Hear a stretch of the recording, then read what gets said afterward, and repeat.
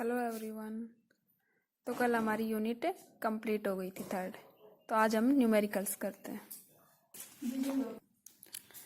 तो क्वेश्चन हमारा primitive of diamond is 1.416 into 10⁻⁻10 coulomb square पर मीटर स्क्वायर न्यूटन। ठीक है, हमें क्या दिया गया? परमिटिविटी एप्सिलॉन दी गई है हमारे पास 1.416 इंटू 10⁻⁻10 कूलम स्क्वायर पर मीटर स्क्वायर न्यूटन। ठीक है, ये हमारी विद्युतशीलता।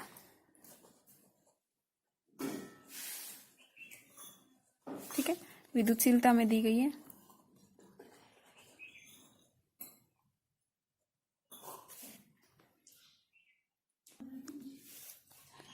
और पूछा क्या है हमारे पास?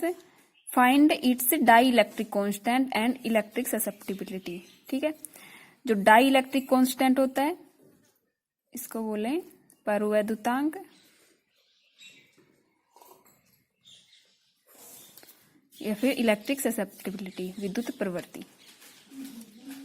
ठीक है, तो पूछे हमारे पास एप्सिलॉन आर निकालो और जाई की वैल्यू, और दिया हमें इसकी परमिटिविटी एप्सिलॉन दी हुई है।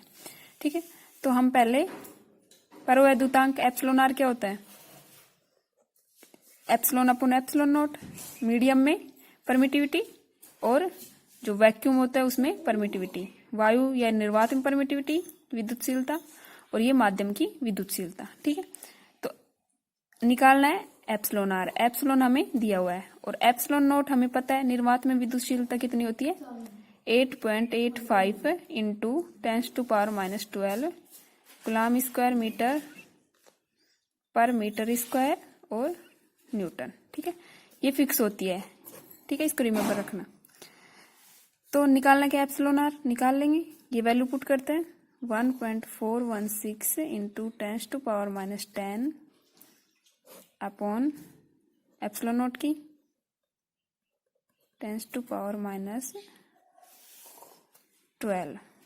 ठीक है, ये इसकी यूनिट है कूलम स्क्वायर पर मीटर स्क्वायर न्यूटन। ठीक है, सेम है। ये तो यूनिट लेस है, इसकी कोई यूनिट नहीं होती। तो अगर इसको हम डिवाइड करें तो हमारे पास क्या आएगा? 1.416 अपॉन 8.85 10⁻⁻10, ये ऊपर जाएगा तो +12। ठीक है, 1.416 8.85 10⁻2 प्लस के 2। ठीक है, इसको सोल्व करेंगे तो हमारे पास क्या आ जाएगा? तुम करके देखना। ये सोल्व करेंगे तो हमारे पास एप्सिलॉन आर की वैल्यू होती है वो 16 आएगी। इसकी कोई यूनिट नहीं होती, इसलिए डायरेक्ट 16 आएगी। ठीक है, ये तो हमारा हो गया एप्सिलॉन आर। इसकी वैल्यू जो निकाला था डाई इलेक्ट्रिक कांस्टेंट की वैल्यू 16 आ गई। ठीक है, अब जो विद्युत प्रवृत्ति होती है जाई, ये भी पूछा है। तो जाई इक्वल टू क्या होता है? एप्सिलॉन आर -1, क्योंकि हमने पीछे पढ़ा था जो एप्सिलॉन आर होता है वो 1 प्लस जाई के इक्वल होता है। अगर इसको जाई को करें तो ये 1 इधर, तो एप्सिलॉन आर -1। ठीक, तो यहां से जाई इक्वल टू 16 -1, तो कितना आ गया? 15। तो जाई की वैल्यू 15 आ गई। क्लियर है? तो तुम आसानी से निकाल सकते हो। एप्सिलॉन की वैल्यू दी हुई है हमें, जो परमिटिविटी वो दी हुई है। एप्सिलॉन नोट हमारे पास होता ही है, जो निर्वात में या फिर बोले तो वैक्यूम में जो परमिटिविटी होती है वो इतनी होती है। तो epsilon R dielectric constant की वैल्यू निकाल सकते हैं। एप्सिलॉन आर हमारे पास 16 आ गया। और जाई की वैल्यू अगर निकालेंगे विद्युत प्रवृत्ति तो 1 प्लस जाई होता है, तो जाई की वैल्यू यहाँ 15 आ गई। ठीक है, नेक्स्ट क्वेश्चन करते हैं। तो नेक्स्ट क्वेश्चन है हमारा dielectric constant of helium gas is 1.000074 है। ठीक है, find dipole moment when electric field is 100 volt metre. ठीक है, तो हमारे पास क्या दिया हुआ है? डाई इलेक्ट्रिक कांस्टेंट दिया हुआ है। Dielectric constant epsilon R. तो 1.0000074। सबसे पहले क्वेश्चन में हमें दी हुई है वो चीज लिख लेते हैं, ठीक है। तो एप्सिलॉन आर दी हुई है, पूछा क्या गया है, find dipole moment when electric field is 100 volt. तो इलेक्ट्रिक फील्ड दिया हुआ है, ई क्या है 100 वोल्ट मीटर, ठीक है। एप्सिलॉन नोट हमारे पास होता ही है, कितना होता है 8.854 इंटू 10⁻⁻12 फैराड पर मीटर बोल सकते हैं इसको, ठीक है। और पूछे हमारे पास फाइंड डाइपोल मोमेंट, पी की वैल्यू पूछिए, डाइपोल मोमेंट पी क्या होगा, ठीक है। तो सबसे पहले हम एक चीज देखते हैं, जो प्रेरित ध्रुवणता होती है, पोलराइजेशन होता है, वो क्या होता है, प्रेरित ध्रुवण बोलते हैं इसको। इसकी डेफिनेशन हमने पीछे पढ़ी, तो क्या होता है P equal to epsilon naught जाई ई वेक्टर, ठीक है। तो जाई क्या होता है, जाई बराबर एप्सिलॉन आर -1, यह भी देखा पीछे। तो इसकी वैल्यू इसमें रखते हैं, तो P equal to epsilon naught epsilon R -1 और E, ठीक है। ये स्मॉल p लेते हैं, और जो इसके लिए लेते हैं द्विध्रुव गुण के लिए, डाइपोल मोमेंट के लिए कैपिटल P, ठीक है। पीछे भी P दो आए हैं, उनमें कंफ्यूज मत होना, एक डाइपोल मोमेंट के लिए और एक पोलराइजेशन के कारण। तो small p epsilon naught epsilon R -1 E, ठीक है।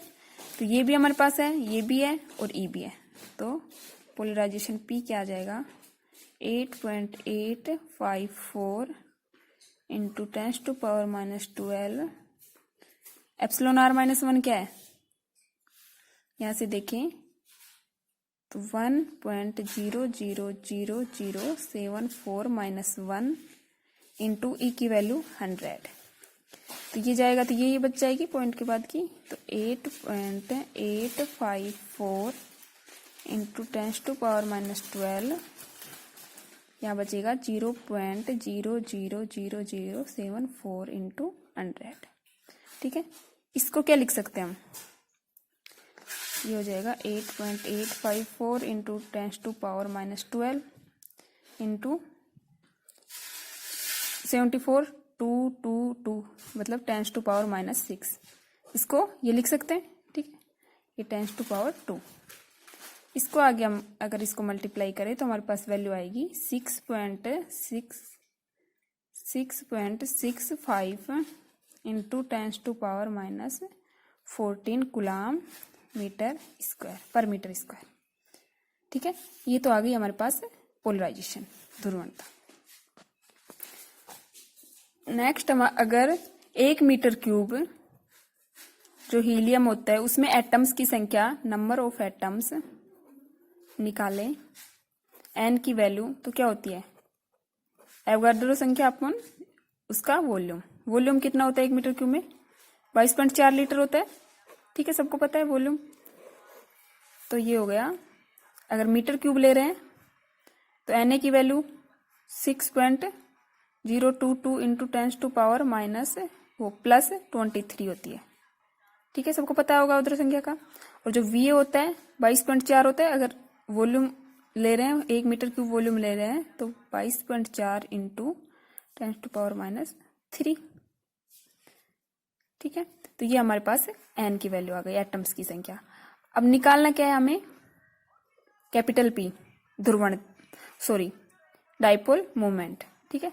तो ये होगा डाइपोल मोमेंट, जो पोलराइजेशन है P/n, ठीक है। इसको हम स्मॉल p ले लेते हैं, और जो ये ध्रुवण है पोलराइजेशन है इसको कैपिटल P यूज करते हैं, ठीक है।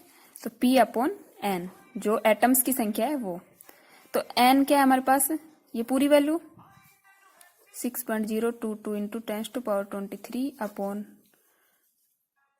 22.4 इंटू 10⁻⁻3 अपॉन n की वैल्यू क्या है, सॉरी ये तो हमारे पास n की वैल्यू है, और p की वैल्यू क्या है सबसे ऊपर होगी, ये है 6.65 इंटू 10⁻14 -14, ठीक है। इसको सोल्व करेंगे तो हमारे पास रिजल्टेंट वैल्यू जो डाइपोल मोमेंट आएगा P 2.44 इंटू 10⁻⁻39 कूलाम मीटर। ठीक है, ये कूलाम मीटर है। तो ये हमारे पास है